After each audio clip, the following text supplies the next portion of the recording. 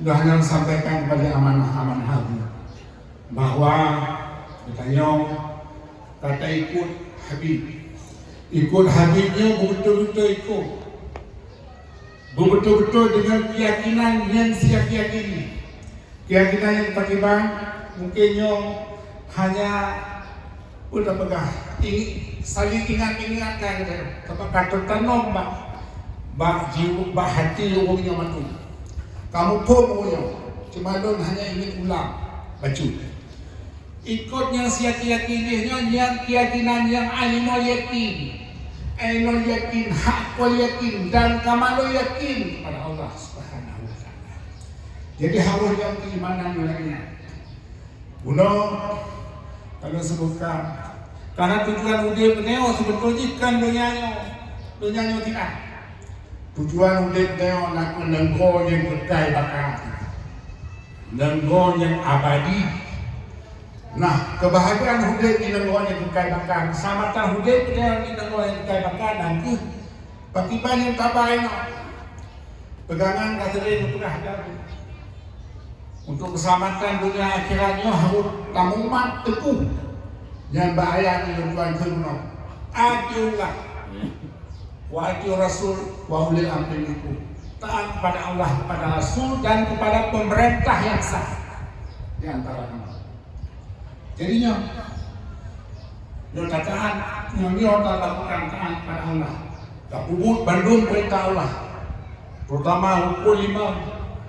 Kemudian bagi anak taikat habib nyo tuku wajib dia tak semayang juro semayang 5 waktu yang wajib nyo wajib dan meratib sekolah kemudian tamu selawun tak perlu selawun pada Rasulullah jadinya kemudian kita ratib nyo kita yang nak ratib nyo pun berhati-hati sih ratib taikat habibnya nak ratib dan tanya tamatib yang hanya mereka habibnya kan kan bukan daya pada yang tahu hana mati kalau tak punya jalan jadinya aman habib kemudian karena Allah tarikat lun teku aja kemana alhamdulillah dengan perjuangan kita bersama keluarga besar Abu Habib Senagan dengan perjuangan umumnya Bandung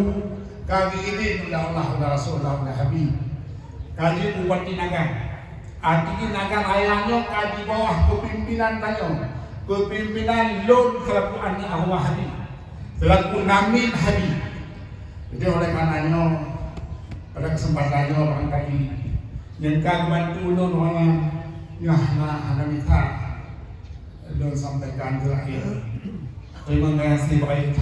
Kemudian dibantu si pamangkat bangun naga, ukunya beger dan berjemur.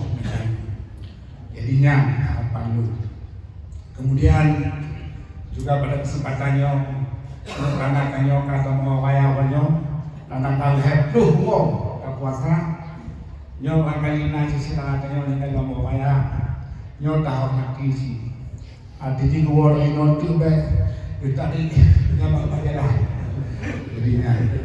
jadi jika terlainkan ditanya mungkin dan berikut Abu Habib Syekhuna untuk naskahnya nyobe al-walu jangan lu sampaikan berikan waktu dan karena dasarnya jelas Al-Quran dan hadis kemudian waktu untuk naskah nyobe tamuman tanya insya Allah kita akan belajar lagi akan selamat dunia dan akhirat. Kemudian pada kesempatannya juga untuk nanti nama pemerintah Kabupaten Naganraya mengucapkan selamat Idul Fitri. Mohon maaf lahir batin. Mudah-mudahan kita Bandung begitu ya Allah dan Rasulullah. Demikian wassalamualaikum warahmatullahi wabarakatuh.